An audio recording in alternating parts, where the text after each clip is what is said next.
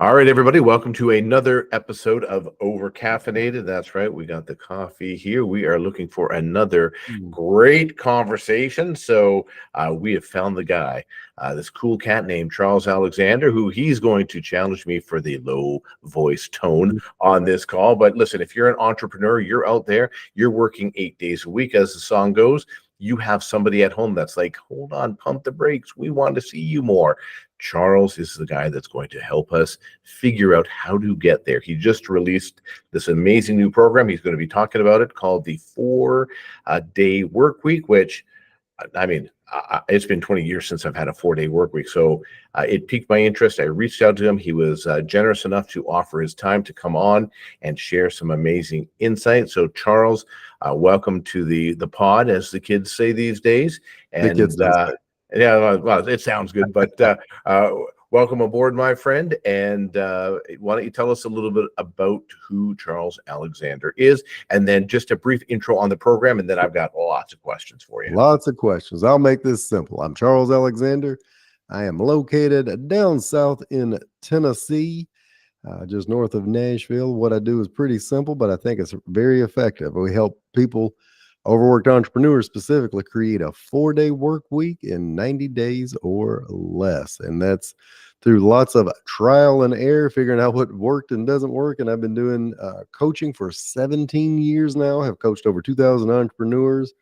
I've learned enough to write a book, have my own podcast, and stub my toes several times. And in addition to that, I've got my own business creating animated videos.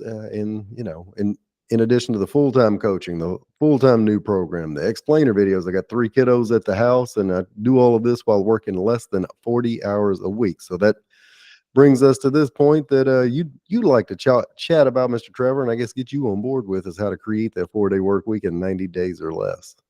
Yeah, I mean, that's like the getting prepared to go on holidays, and you want that beach body in 90 days or less. That's right.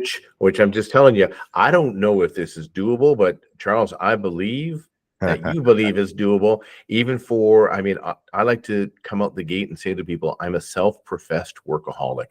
You're Sure. an entrepreneur. You've worked with thousands of entrepreneurs. You know that they don't keep schedules. They don't have watches. They're always working. So I'm assuming that this came out of the need of talking to people that are like, I'm just working so many hours Sure. and it's not paying off. So tell us the genesis of the 4 day work week. Where'd that spring out of? Well, like a lot of things out of the pandemic, and I know we're tired of talking about it. Lord knows I am. However, I was doing full-time business coaching at the time. Has always been very good at time management. Taught a bunch of classes around the topic, and have been great at crushing my to-do list, so to speak. Just only to see more things end up on the to-do list. But when we were all kind of, riding out the storm at the house, I remember one very specific day where it's me, my wife, 3 kiddos, and we're learning to homeschool all on the fly, and I am trying to help every entrepreneur on planet Earth figure out, hey, when can they open? What can they do? What are they not allowed to do? What kind of government programs are there to help them?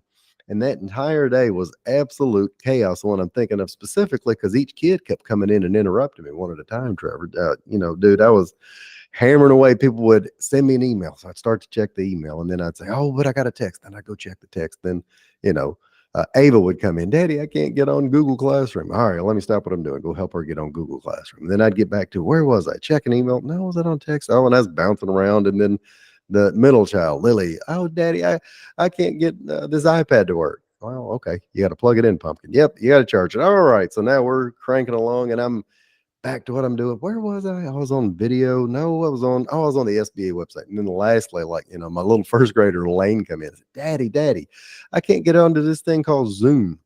Trevor, you want to see the funniest friggin' thing on planet Earth? Put 20 first graders on Zoom for their introductory into the new school year. It is bananas, dude. So that day, I remember at the end being exhausted and thinking about how the kids kept interrupting me, but worse yet, you know who the person that interrupted me the most was, dude? Who's that? Me. You? I was the worst interrupter. And I thought about it at that point, and all of the time I've been teaching time management really didn't account for that at all. Now, it helps at the same time I'm reading this fantastic book called Deep Work by Cal Newport. Cal Newport, if anybody listening, watching, great author, wrote not just that book, Digital Minimalism, Slow Productivity, which I'm reading right now, World Without Email, all great stuff. And he's talking about how you've got to get things down to these 90-minute blocks in your day. And during that deep time is when you're going to work on the things that matter the most. And then you're going to figure out what to do with the rest.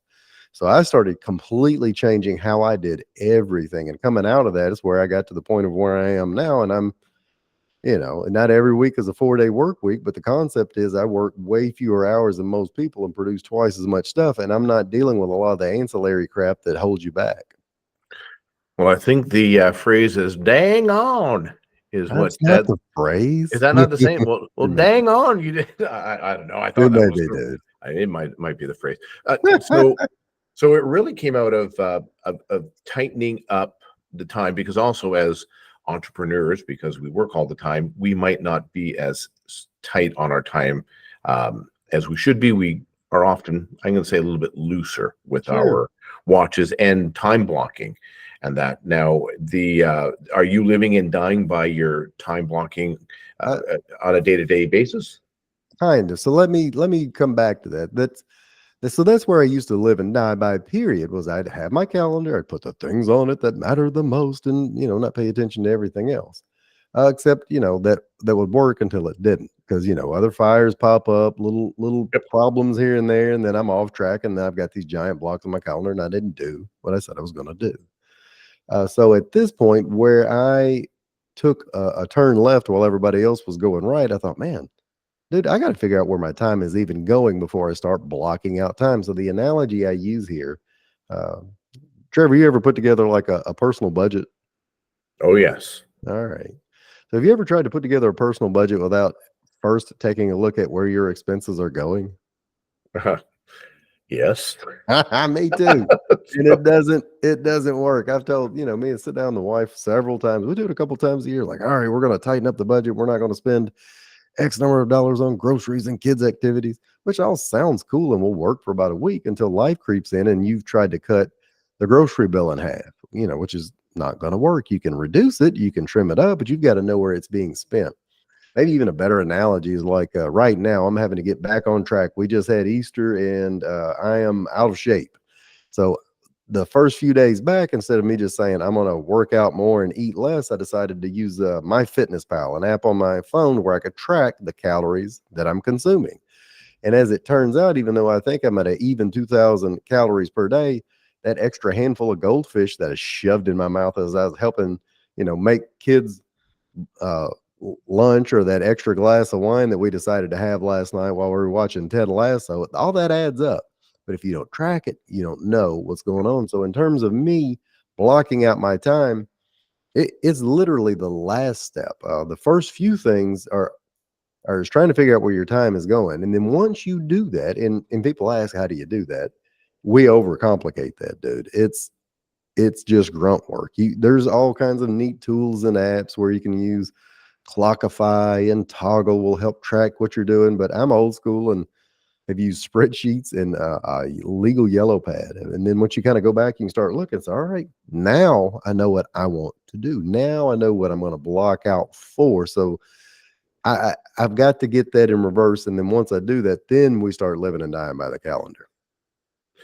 So let's talk about not your list, but with all the entrepreneurs you've been working with. Mm-hmm. I'm sure that you see a lot of the same things creeping into everybody's lists. Yeah. What, for the listeners and those watching, what are some of the things that sneak into our list that maybe we are paying a little too much attention to, that we can start to refocus and say, maybe we don't need to. And I mean, there's obviously the umbrella, obvious things: shut off your social medias. Don't open those, turn off your alerts. But what are the things that routinely are coming up with everyone you sit down once they come to you and say, here's what I'm doing? What are the goldfish and red wine glasses that are showing up in the list?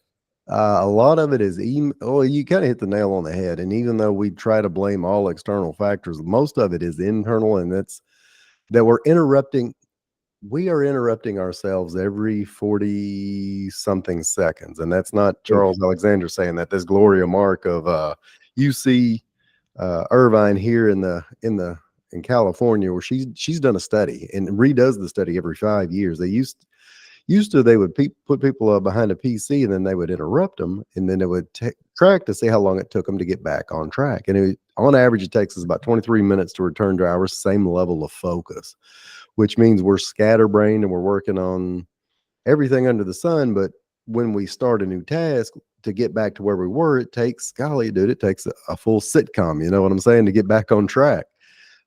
So what you're saying is what's causing that? First and foremost, it's us. So they don't even interrupt people anymore as they do this study. They just self-interrupt. So they'll stop what they're doing. You know, you're great example. You guys do a lot of awesome work, but there's some content creation I assume you need to be doing in the middle of this. So let's say you're designing a site, and you know there's some work to it, but you get a little bored. I need to check my email real quick. Oh, I get over the email. Oh, I need to check my LinkedIn messages, because Trevor also, and he may have sent me a message over there. Then I get over there, and then I see the feed flying through, and you say, oh, my friend Sherry Barta just posted. Oh, it's hilarious. Let me look at that. And then I go to her site. That's what we're doing. So when somebody says, I'm just so busy, and that's the common phrase here in the South, we've been, just so busy. It's these self-interrupting things. So first and foremost, email is taking up about a third of our day, which is bananas, because that's everybody else's to-do list for you, is not prioritized and is fun and easy to get away with because there's so much going on there. So that extra goldfish, that extra glass of wine is, believe it or not, your inbox. That's a biggest issue that I see people run into, and we're checking it on average every 10 minutes. We're on our phones on average. Adults are not just the little kids, not the millennials that we blame everything else on, but Gen Xers and boomers are on their phone about 4.5 hours a day, some more than that. And there's good things in your phone, but not 4.5 hours worth. Other items that people find necessary and convince themselves are a priority are a ton of meetings. The meetings that they call for meetings, meetings that have no agendas, meetings that pick your brain meetings. And then even outside of that, volunteer stuff where you're trying to help the community. I'm on this board, I'm on that committee, and it's going to have its ancillary effect, and everybody's going to see me. And sometimes it's great, but it just doesn't lead anywhere. And you and me were even having a conversation earlier. I've got clients that are spending 10, 15, 20 hours a week on content creation to come up with a couple of posts that are nice, that are well produced, that fly right through somebody's feed, and they don't repurpose, reuse, or come up with anything else. Those are like a lot of the big ones, man. Yeah, I think the meeting thing, when I worked with what's that term, corporate America, when I used to work there, people would filibuster meetings just to have meetings, and the next thing you knew, all I did was spend time in meetings all week long. So and then you'd have to catch up. So I was glad to leave that behind. But I do want you to jump down this statement that you threw out quickly, and I want to explore it more because I don't think enough people look at it or understand it, and that's your inbox is everyone else's to-do list. And it's so powerful, and I haven't figured it out, and that because you think it's an email, I must have to answer this. But the mindset of that statement, can you dive a bit deeper in that? So the inbox is the easiest way. You think about, dude, I don't know how old you are. When I first saw an email, I was in college, and we didn't have that. That's right when it first came out. So this is like mid-90s. Dude, I thought that when people got a Hotmail account, I thought it had to do with men. And I'm like, why are all these people going around going, they have a Hotmail account? And I'm like, why would I want one of those? And I think I was in 23, 24. So I think I'm a few years up on you, but we're close. But yeah, the same thing. I was not interrupted during the day until I was in my mid-20s, closer to, I didn't get a computer in my house, dare I say this, until I was I think 27. Dude, that's awesome. I mean, but if you think about the original concept from it, pre-email, everything was sent to somebody's office with a memo or a phone call or a meeting. This was just a quicker way to get you that information, and it didn't take long for folks to figure out that I can clear up my day by getting everyone else involved. So if I have a question, I don't have to think through the question anymore. I don't have to come up with my own answers. I can just shoot a question off to Trevor, no matter how vague. Well, I can say, thoughts, please advise. What's your opinion? Question mark. And just, it's like a game of hot potato where I can unload on somebody else, and now it's their responsibility. And everybody we know has access to us instantaneously. And that's, great on one hand that I can help so many people and I can see such tangible results right away. And then the bigger takeaway is that, well, I'm always on call for everybody else's momentary thoughts or absence thereof to put me on the spot to make me do whatever they're asking me to do. And we think when we open up that inbox that we're wired in such a way that we're almost, I don't know. There's enough studies that show this, that we get these little momentary rewards, hits of, dopamine and the endorphin rush of I'm getting this done and getting this done and getting this done. And so many of the things that are in the inbox just aren't important. They're not urgent and they're not important. There very rarely is anybody accomplishing something great in their day with staying on top of their email. I mean, think of every entrepreneur you've ever, looked up to or respected. Bill Gates, Oprah, or whoever, insert whoever here is not going to say, what's the keys to your success? Inbox zero. Mhm. That's what made me my first billion. All of those guys are hard to get in touch with. And if you're a solopreneur, I'm not telling you to hang up the email and don't reply to clients or vendors. But what I will tell you is use it like a tool. Don't use it like it's your daily to-do list. And once you clear it out, you're just done. So the first thing I often tell folks is that you want to get a real easy, quick win. First thing is to stop checking email first thing in the morning. Unfortunately, most of us have our alarm on our phone. Yep. You know what the average person does as soon as they turn their alarm off, Trevor? Check emails. Yeah, I have to look. Yeah, it's right there. Good. I'm on top of it, knocking it out. Great. The thing that has helped me by far the most, and then a lot of clients of mine are the people that are in my current mastermind, is that now we check email post lunch. And I know that is scary to a lot of folks, but Whoa. I know, dude. I know. But I those saw are you cringe. but the people listening couldn't see my face drop. But post lunch? Seriously, look, man, anything before then, and the average person's best energy is usually in the morning. I know there's some late risers that claim they're productive at 11 p.m. Great, but the rest of us aren't like that. We are fired up, ready to roll. And from whatever time you're working, 7, 8, 9, that's the time you're on hitting on all cylinders. That should be when you're doing a project that lights you up, that makes things work. We'll get to that in a second. It's about identifying those priorities, but that's when you should be working on the things that matter the most. You shouldn't have more than 2 or 3. Let me back up. 5 priorities for the week. Big things I want to move, big stones that I want to work on. So for, a lot of your client, listeners, it could be content creation. It could be working on a slide deck. It could be, whatever thing it is that's going to help generate additional revenue or set them apart. Not necessarily doing the work. If it's a HVAC individual, not out installing an air conditioner, that's, something you might delegate. But this is a thing that is going to make everything else fall into place. And email has never been that. The reason I say after lunch, not before, because if you check it before, you'll ruin lunch. But if you check it after, your attitude toward the inbox changes drastically. When you see your inbox first thing in the morning and it's got 10, 20, whatever number of emails, and you look at your calendar like, I've set out an hour to do this. So you take an hour, Parkinson's law jumps right in, and every single email is open, read, reread, marked unread, forwarded, printed. We got some folks that still print email. They'll highlight it. That's great. And everything in there is treated with care and respect, which is not what it's supposed to do. So if you're doing it post lunch, you're much quicker to say, all right, don't need to delete a bunch of things, reply to the ones that are necessary, and then, forward or not deal with the rest. You need to get in touch with your clients and your employees. A lot of the rest of it is kind of white noise. And even then, when people are saying, but I've got clients that have all these questions, that's the next level. Great. Now we start creating a better process to communicate with our customers instead of just vomiting everything through our brain, through the inbox.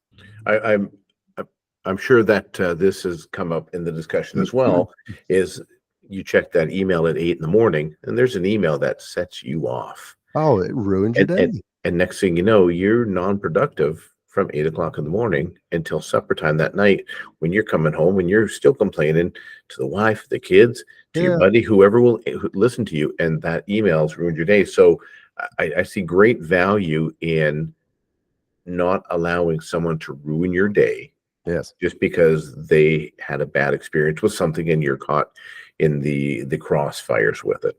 Dude, most of the time they're not even mad at you. You have a perception of how they think or feel, and you create the straw man argument in your Oh, brain, and it just carries it. You carry it around all day like a pet. You're not preaching to the choir. You're preaching to the attendees. Yeah, I am that person where I'm not as bad as some, but where someone, when they say something, it's hard to articulate tone in an email. sure. So when somebody says, hey, maybe their natural language is, hey, not really happy with this. That's their natural language, which might just be, hey, I was Sure. hoping it would come in earlier. But Yeah. I might internalize that as, oh my Oh, goodness, yeah. what am I going to do? And I'm thinking about it and sweating about it all day long. And then I got to pick up the phone and all that. So you know what, that absolutely does do that, which is a contributing factor to adding to my, now I'm at 55 hours this week because I stressed all day today Yep. because I opened that bad email and the productivity was not at 110, it was at 55. Right. And that, so okay, so opening emails late, and then are you just crushing the afternoon answering all of those emails back? No. So that's another thing I tell folks. You answer it immediately after lunch, and then return to your inbox an hour before you go home. That gives you time to clean up whatever nonsense is left over from the day. And I am telling folks, the average time we spend in the inbox is right at 3 hours per day. So depending on what you're wanting to do, if you were to clean up, if you were to get it down to an hour a day, golly, that's your 4-day work week right there, because you saved 10 hours. And people will ask, well, how do I just do that? Well, I gotta do this, I gotta do that. And I said, well, actually you don't. So that's when you start going through the emails and figuring out what to do. First, unsubscribe from all the nonsense that you aren't, you're open and reading, and unsubscribe. And then the vague emails that are from people who are not bringing you revenue, this is hard for a dude from the South, but I've learned that I don't have to reply to them. Just because I've been copied on 15 other emails doesn't mean they need my attention. And the ones Dude, that say, you have every guy in person with Southern charm yeah, freaking out right about now. yeah, but look, you don't have to reply. That is not your fire. And then you'll also find in a lot of these cases where people are using vague language, it's up to you to say, Trevor, if you shoot me let's say you're working on a website for me and you shoot kind of 2-3 templates over to me, thoughts, please, advice. I'm not replying in back and forth. I say, look, I want these 3 things to be on here, and if you have suggestions, give me 3 suggestions, please, and then tell me which one you like the most and why. Because that way we've created a process. When you reply, it cannot be another vague email, or I'll copy and paste what you sent me the first time, and I'll do it at the end of the day, not carrying it around as a weight on my shoulders. And then other people don't have employees or virtual assistants continuing to contact you through email. Use a project management system. I'm a big fan of Asana. Use whatever you want, Monday.com, Trello, whatever it is. And messages go in there. And then the same way, if they start sending you vague messages inside any other tool, Slack or whatever it is, it's your job to get people very specific. And if they refuse to be specific, look, you got choices to make. This is not a person that has to, you have to babysit or keep around forever. And if you feel like it is, then that's a trade-off you're getting to make. You have less free time because you've decided to take on these, kind of vague answers. The other thing that has just jumped into my mind, and I can attest that you definitely do this, is it goes on with what you're saying, is training the client, training your correspondent. Because I know I sent a couple emails to you through social channels, which Yeah. again is one thing that people have 18 different ways to contact them. So now they're not just checking email, they're checking their texts, they're checking their LinkedIn Yep. messages, they're checking their Facebook messages. And I know that you'd hit me back, well, this is going back a year, that you're like, hey, I don't monitor emails here. Yep. So if you want to get me, you just send me an email and that's how I'll get it. So you're a traffic cop and you're the one training your customers and putting them in line, I guess. Yeah, you had sent me a Facebook message, and anytime I get a Facebook message, I see it like a week later, and I always tell folks, "Hey, thanks. Here's the best way to get in touch with me because Yeah. I am never checking Facebook messages." Yeah.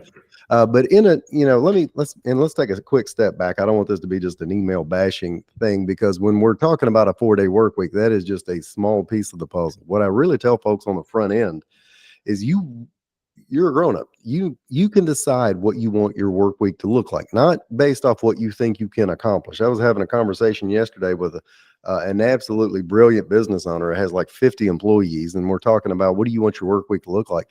Well, I started kind of stammering around, but I want it to look like this. But to be realistic, I have to work this 5-6 days. Okay, let's reverse engineer this thing. Let's figure out what you want your work week to look like, what you want your free time to look like, which is even more important because once you visualize that and you decide, I want to spend more time with family, friends, out at a body of water somewhere because it makes me happy and relaxes me, or volunteering or whatever it is. Once you really solidify that and you go full on envisioning it and you know how it makes you feel, then anytime you start spending an hour or 2 or 5 in your email inbox, you can say, I'm allowed to do this. I'm just trading away a weekend at the beach. Then you can start making freaking better decisions. So once you decide what the work week should look like, and then you decide, what you want to do with the free time, then that gives us a little more ammo to start deciding on if we let these little fires into our life because they're taking away the things we'd rather be doing. So avoid being a firefighter. Yep. Avoid, you had kind of touched on this lightly, but going down rabbit holes. Yep.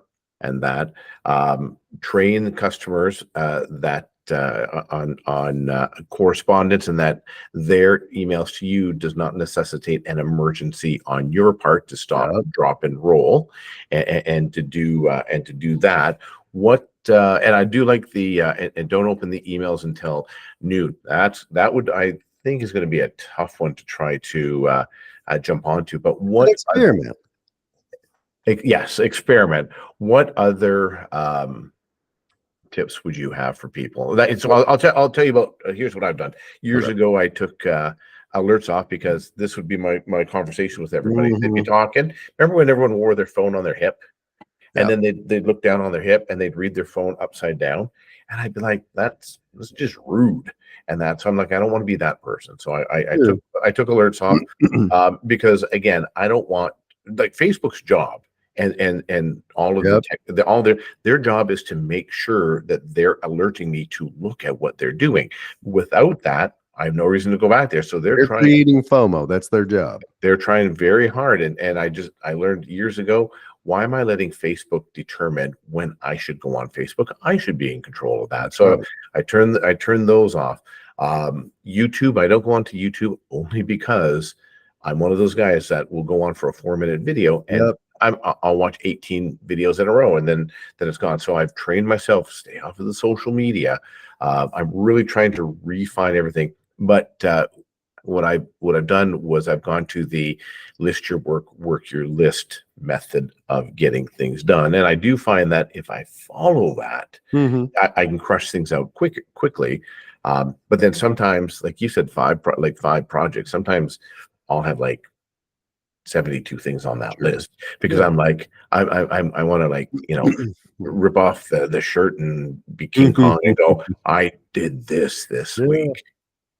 So in taking a step back, I said I want to make sure this wasn't just all about email, or better yet, when I've been a big to-do task list guy, because as you're checking it off again, you're training your brain like we're busy, we're getting so much done, yay us.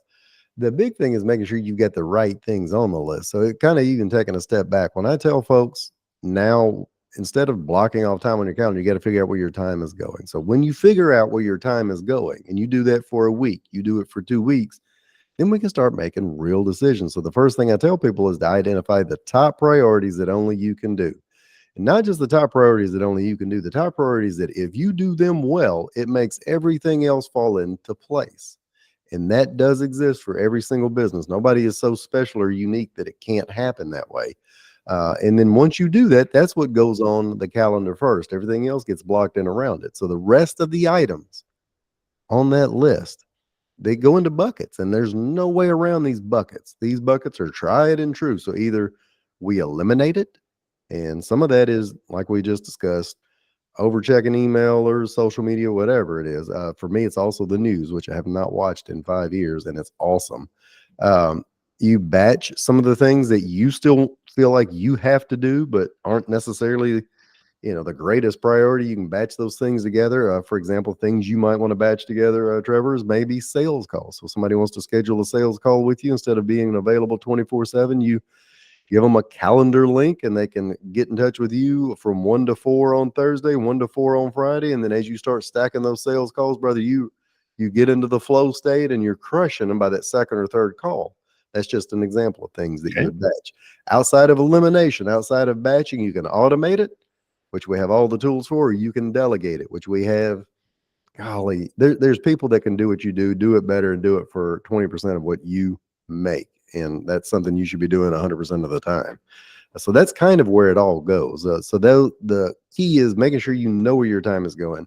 Then you can make decisions on what you're going to do with the rest of it and make it fit within that schedule. And if it doesn't fit within that schedule, hey man, we might, continue to automate, delegate, or eliminate it.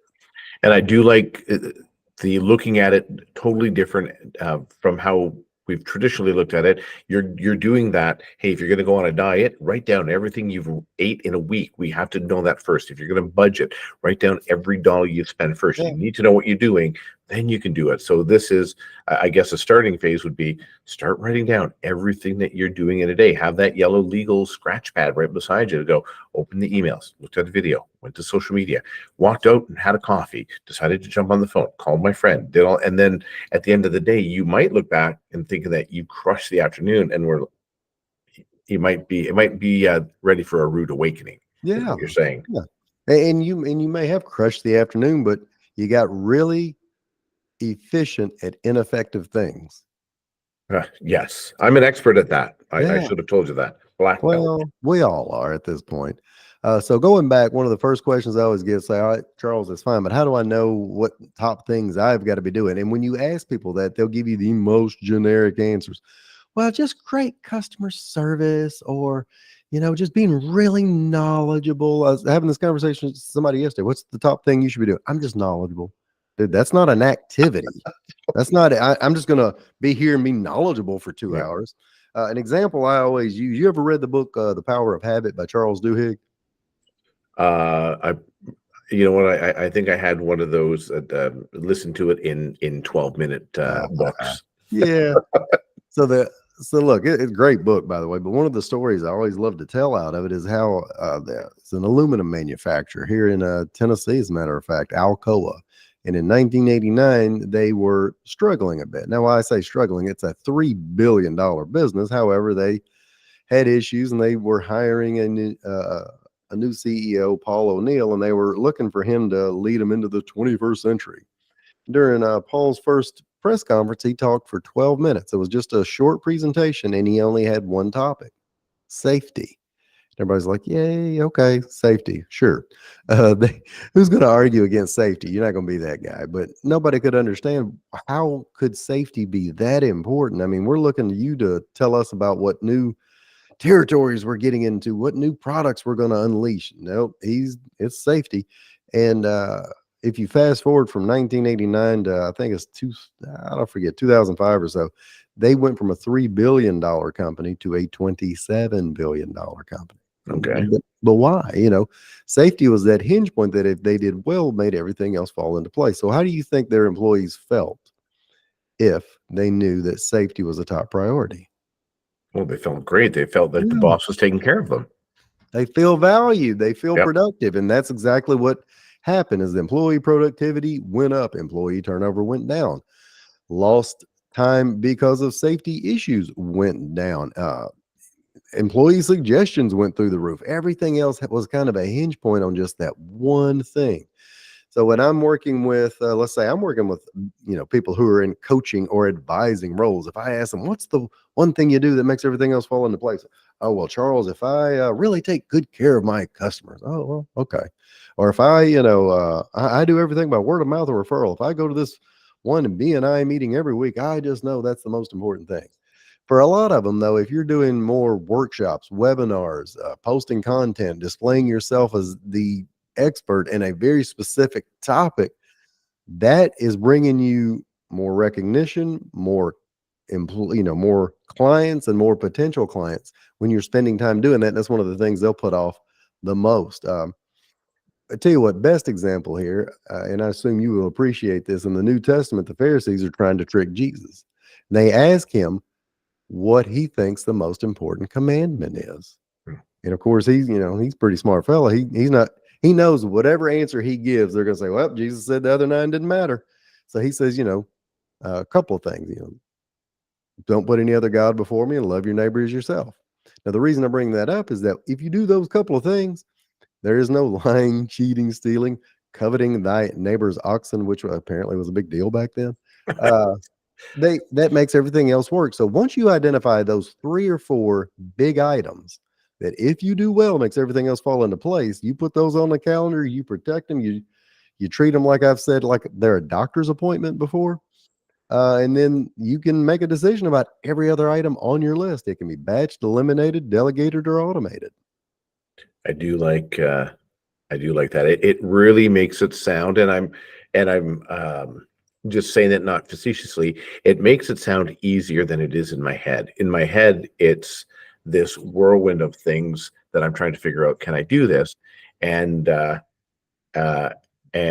you had mentioned that it's just a couple buckets with a couple key big things. So, Charles, this has been fascinating, but what is one thing, like if people they're to this point, they're 30 minutes in and they're like, listen, I'm buying this, but what's the first thing I can start with? Is the first thing just grab the scratch pad and start identifying where you're wasting your time?